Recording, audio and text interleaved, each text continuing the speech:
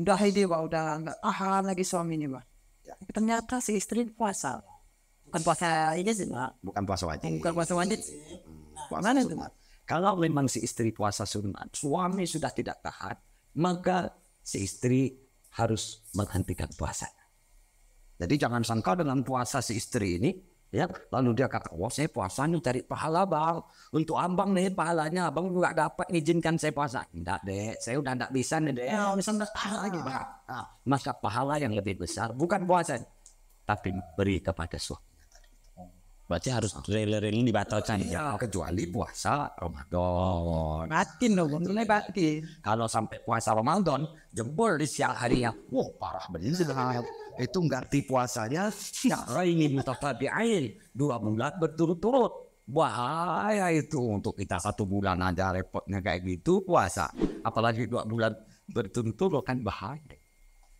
Nah, jadi kalau cuma puasa sunat, kami, puasa Daud, atau istri, suami ini perlu sama istri nih.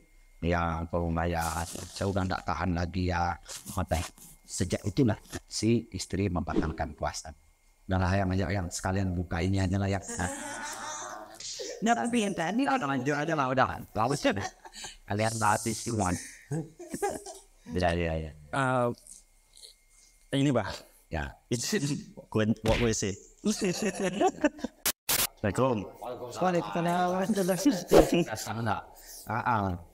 Nah, udah bapaknya. Gimana? Selesai Bah. Aman. Ini bah, ketika kita pas tengah berhubungan, Selebeo. Ya, jadi pas tengah tiba-tiba tuh istri haid. Tadi kita belum keluar nih bah. Ya kan tahu Bon. Nanggung. Kan Langsung gitu. Siapa gitu Pak? Misalnya kita kan udah tahu Pak jadwal haid si istri haidnya Pak. Soalnya tanggal 19. Ya tanggal 19 jangan lah Bon. Tapi biasanya ada yang di luar ada yang ini. kalau lagi kita ingin gimana tuh? ada yang sesuai ada yang tidak sesuai dengan ada.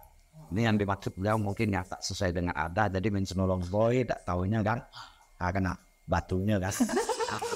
Tunggu, abah kawan aku. Kita nggak menanggapi. Maksudnya benarkan kalau pertanyaan ini masih logis gitu.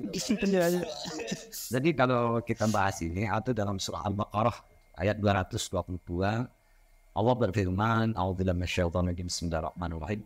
Wa yas'alunaka 'anil mahid." Jadi mereka bertanya tentang haid. Qul huwa adza, katakan haid itu adalah penyakit. Kalau udah penyakit berarti maknanya kalau dalam tafsir itu sesuatu yang membahayakan. Fa'tazilun nisaa fil mahid.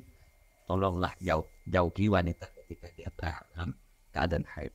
Nah, wala taqrabuhunna hatta yatqun. Jangan kalian dekati, jangan sekali-kali mendekati wanita ketika ia dalam keadaan datang bulan. Fa in tatahharna fatuhunna, tapi kalau memang istilahnya mereka udah suci, hajar, tidak ada masalah. Jadi maksudnya kalau wanita tadi dan si laki-laki ini sadar, merasa ketika sudah dalam keadaan berkecamuk seperti itu, dalam keadaan apa bahasa Selemeu. sadar, maka cabut bro, cabut. Oh keluar nak turun cabut. Cabut, jangan dibiarkan, ini bahaya ini. Bahaya kalau udah Quran mengatakan bahaya itu. Coba kan sekarang udah ada penelitian tuh dari kesehatan medis katakan kalau sampai itu dilanjutkan dan sampai menjadi bayi, maka nanti bayinya akan Potensi mengeluarkan potensi penyakit menular, yaitu judar kalau dalam bahasa Arabnya. Apa ya? Penyakit kusta. Kerusakan pada kulit yang sampai jatuh daging-daging itu bahaya sekali itu, bahaya sekali. Jadi kecuali kan memang dia tidak itu mau diapakan lagi. Tapi kalau memang sadar tahu campur, karena itu lahangan keras sebesar-besar. Jangan sampai kita mendekatinya dalam keadaan. Oh berarti harus tahan lah bro. Nggak bisa lanjut lah. Nggak mau dilanjut. Terus mah kalau dalam istri lagi haid, suami lagi pengen tuh gimana tuh bah? Maka caranya ini ya pandai-pandai si istri lah. Karena sekarang ini kan banyak pelampiasannya yang jalannya salah ya. Mohon maaf lah, jalannya sama. Memuaskan. Iya, cara memuaskannya itu tak mungkin dengan cara ya tahu lah sebenarnya. Ya kalau bahasa sekarang itu onani atau mungkin juga dengan dimasukkan ke lubang yang salah, kenal belakang. Oh gini, memuaskan diri dengan diri sendiri. Dengan diri sendiri atau menggunakan alat. Dengan istri pun, tapi dengan umpamanya dengan alat yang bagian yang dilarang itu juga dosa besar itu. Itu bahaya itu. Salah lubang. Istilahnya ya, maka itu tidak boleh. Tapi harus disiplin, istrinya juga harus pintar, harus pandai bagaimana menentukan, menyamankan suami sehingga libidonya tadi itu turun. Dengan apa? Kalau istri yang memainkannya dengan cara apapun hal. Boleh. Ya mungkin kalau dalam bidang ini sampai lebih tahu lah. Dengan cara apapun memainkannya selagi bukan yang kenal belakang ya. Paham kan? Iya paham. Maka itu. Dengan cara apa? Tadi selain dalam belakang boleh bah, lubang yang lain bah. Ya Banyak yang disebut yang doa apalah. Nah, mulut.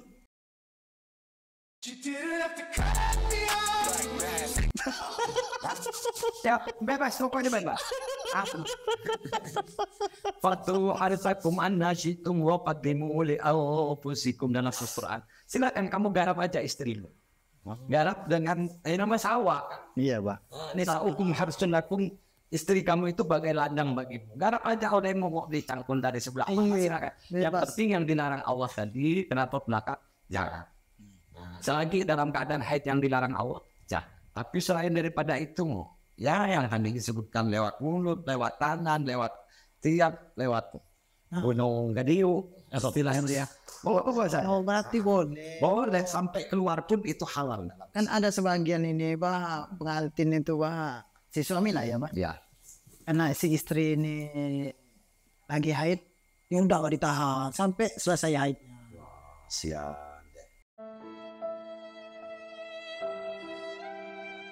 Tadi Pribadi tahan itu tidak apa-apa. Tapi kami tidak jamin kalau kalian berdua tahan dulu.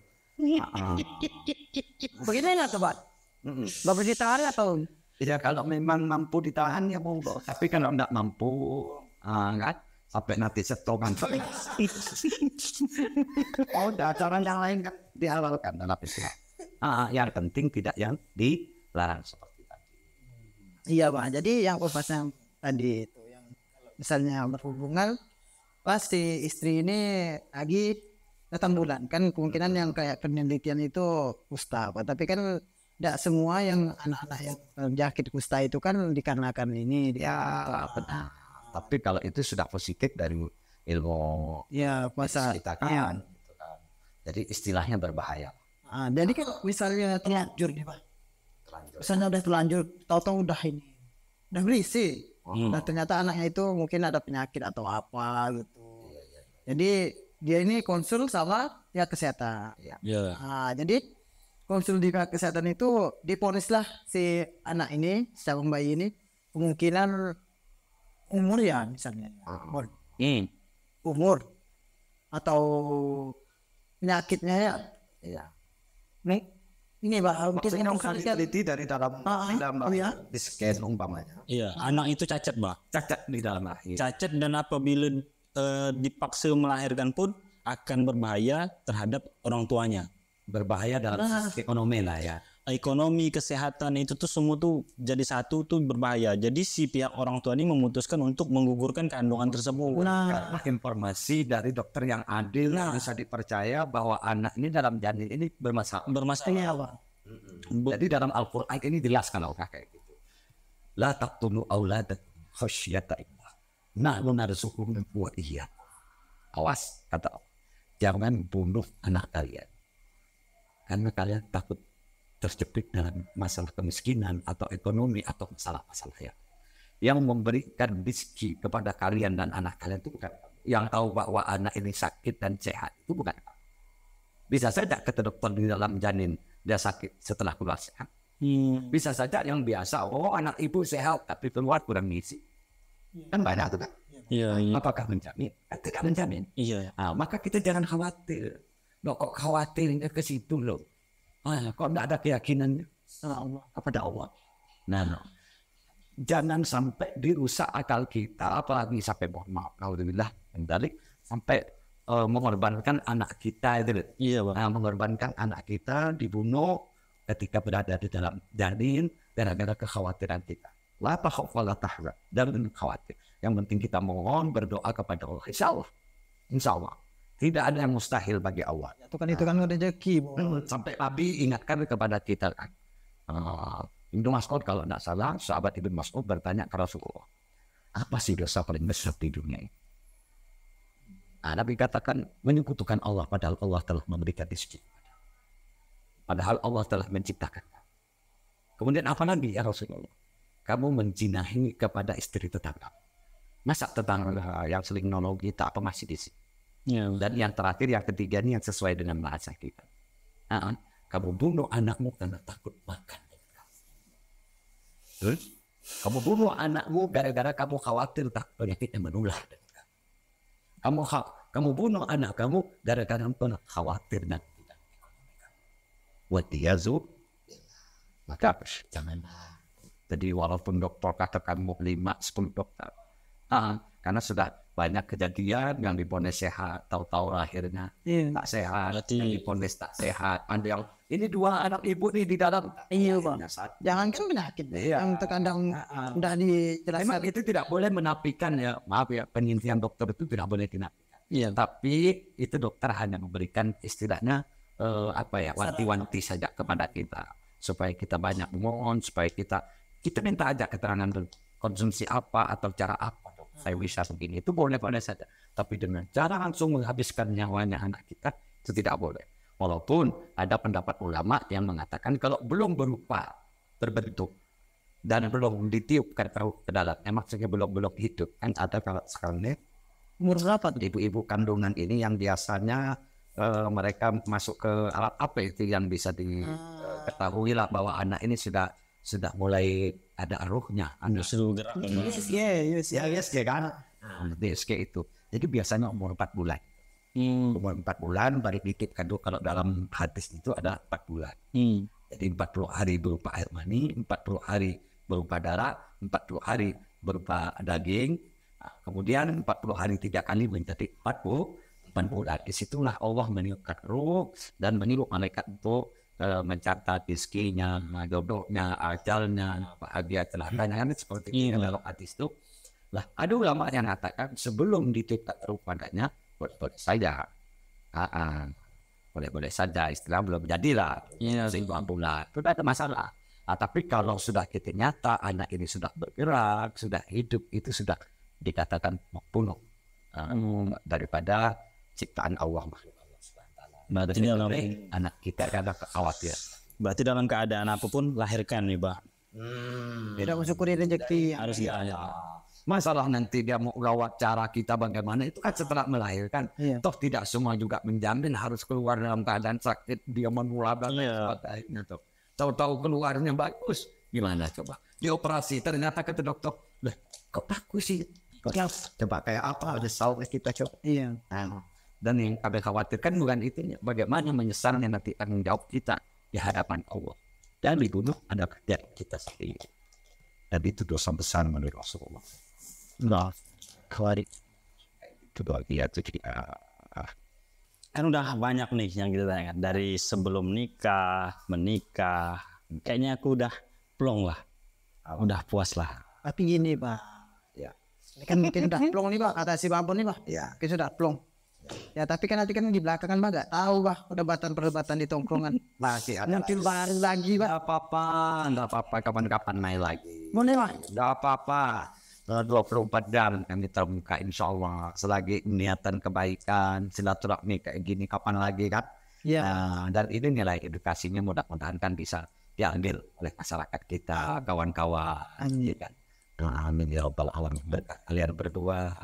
Nah, makanya kawan-kawan, kalau ada lihat umpamanya konten-konten yang bermanfaat seperti ini Santri Kilat dan lain sebagainya, atau yang lain yang nilainya ada dakwah, memberikan pencerahan, jalan mengenal Allah, jalan untuk supaya kita mudah mengamalkan agama, jalan akhirat, maka seringlah dibagi-bagikan. Karena adanya orang yang nanti mengikuti istilahnya ya, mengikuti apa yang kita bagikan ini. Umpamanya ada orang yang dapat hidayah, ada orang yang tambah ilmunya, pengalamannya, ya bidang agamanya, maka pahala akan alir pada kita. Wah, amin, amin. Share ya, dukung seperti itu. Makanya kami pribadi ketika sampai datang tadi, bahwa alat ini senangnya luar biasa. Kira teman biasa, rupanya mau diabadikan. Nah, podcastnya ini, subhanallah, ini luar biasa. Mudah-mudahan bermanfaat. Amin, amin. Seluruh pemuda-pemudi umat kaum muslimin yang ada di Indonesia, amin ya rabbal alamin. Ya, abah doakan mudah-mudahan ini apa namanya ya, podcast Santri Kilat ini tambah maju, Amin. tambah Amin. ya, amin. Dan mudah-mudahan bermanfaat bagi seluruh umat. Khairun nas anfa'uhum linnas, sebaik-baik manusia adalah yang bermanfaat bagi manusia yang lain. Mudah-mudahan ini juga memberikan manfaat, edukasi yang luar biasa untuk masyarakat Indonesia. Amin. Amin. Amin, amin. Barakallahu fikum, insyaallah. Nah, buat teman-teman yang pengen nanya ekstrim seperti apapun, kalian bisa komen di kolom komentar. Sebebasnya lah, di sini tidak ada Tidak ada batasan. Batasannya, Bang. Sampaikan aja, ntar kita baca kok satu persatu. Kita sharing insyaallah. aja. Nanti kita sharing, kita tanyakan ke Boleh. beliau. Kalau kita yang nanya tuh pasti cacat. Kalau kita yang jawab.